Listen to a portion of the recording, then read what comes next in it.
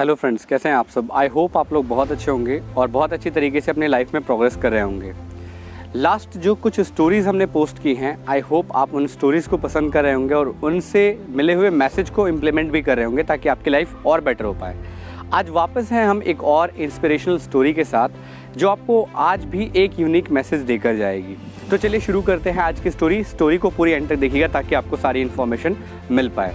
एक बार की बात है, राजा और उसके जो मंत्री होते हैं वो राज्य में भ्रमण के लिए निकलते हैं। जब राजा और मंत्री राज्य में भ्रमण के लिए निकलते हैं तो उस दौरान वो पूरे गांव को ऑब्जर्व कर रहे होते हैं, पूरे राज्य को ऑब्जर्व कर रहे होते हैं कि कैसा क्या चल रहा है, नहीं चल रहा है। और उस दौरान उनको एक गुट दिखाई देता है, लोगों का समूह एक दिखाई देता है जिसमें क्या बात चल रही होती है।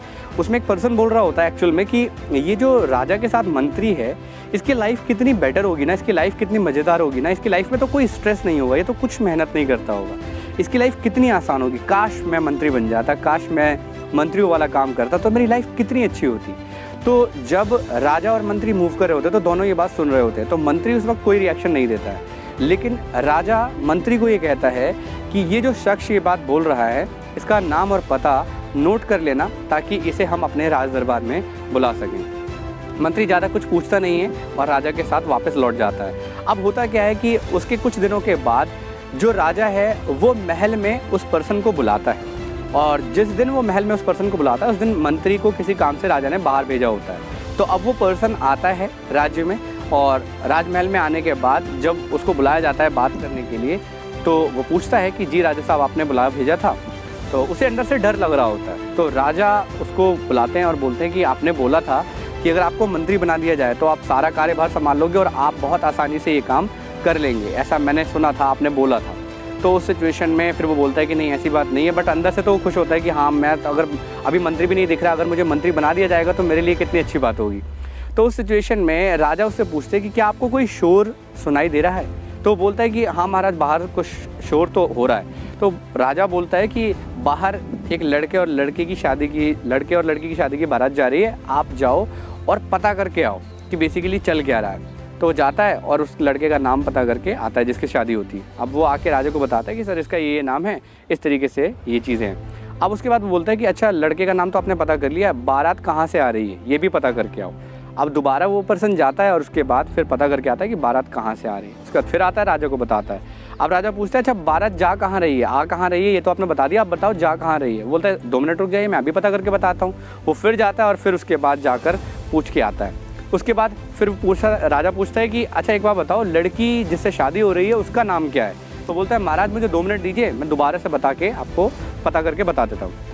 वो फिर जाता है और फिर आता है। इतने में जब वो आ रहा होता है तो मंत्री की एंट्री होती है और मंत्री जब आता है तो राजा उससे बोलता है कि देखना बाहर कुछ शोरगुल हो रहा है क्या, किसी पर्सन की बारात वगैरह जा रही है। तो वो बोलता है कि हाँ महाराज मैं 1 मिनट देख के बताता हूँ। वो जाता है बाहर और उसके बाद जो है अपने हिसाब से इन्फॉर्मेशन ले लेता है। अब जब वो आता है तो राजा पूछता है कि मतलब क्या है, शादी है या कुछ और है। तो बोलता है शादी है महाराज, इस लड़के की शादी है, इस लड़की से शादी हो रही है और इसके अलावा ये बारात यहाँ से निकली है और वहाँ तक जा रही है। वो पूरी कहानी एक बार में ही सुना देता है। और जब ये इंसिडेंट्स वो देखता है वो पर्सन तो उसकी मुंडी झुक जाती है और उस सिचुएशन में वो कुछ नहीं बोलता, अपनी जो मुंडी है वो झुका लेता है और राजा भी उसे कुछ नहीं कहता। एक्चुअल में उसे ये फील हो जाता है कि हम जब दूसरों के कामों के बारे में तंज कसते हैं या ताना मारते हैं कि दूसरों का काम कोई काम है क्या, ये पर्सन भी कोई काम करता है क्या।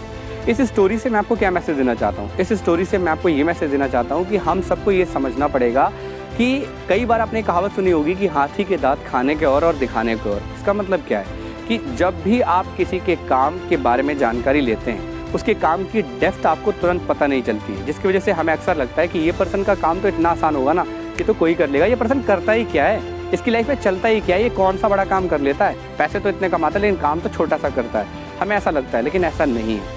तो इस स्टोरी से बेसिकली यही मैसेज मिलता है हमें कि हम बिना किसी चीज़ के जानकारी के कभी भी कुछ ना बोलें और अगर किसी बात को बोल भी रहे हैं तो उसके पीछे तथ्यों का आधार होना बहुत ज़रूरी है। जो बात आप बोल रहे हो वो सही है या नहीं है।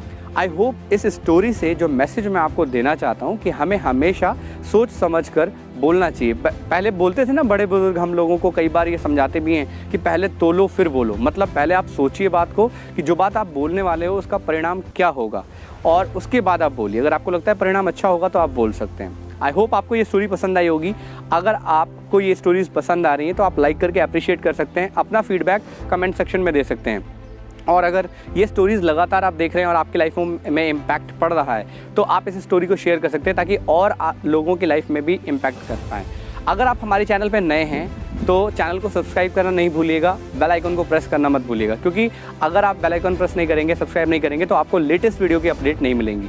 हम इस तरीके की वीडियोस अपने चैनल पर रेगुलरली बनाते रहते हैं। सो बने रहिए हमारे साथ, अपना प्यार बनाए रखिए, सपोर्ट बनाए रखिए। Thank you so much. Thank you for watching.